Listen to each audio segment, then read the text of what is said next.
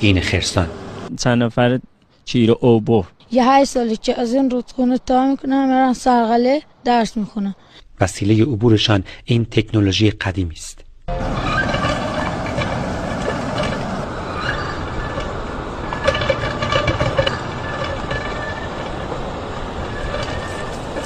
روزی چند بار از این عبور میکنی؟ روزی 2 بار. کلاس چندمی همین محمد؟ دوم. نمیترسی؟ بله. عمق رودخونه الان 15 متر. اگه کسی بیفته دیگه همونجوری دیگه کارش تمومه. مجبورم، باید دوست دارم مدرسه رو. مسئولیت عبور دانش آموزان را هر روز یکی از اهالی به عهده میگیره و امروز نوبت حیدر است. تا حالا ببین چند نفر انگشتشون قطع شده. چند بار همین قلا دست میگیره. برای درک احساسشان تصمیم گرفتم این وضعیت خطرناک رو تجربه کنم.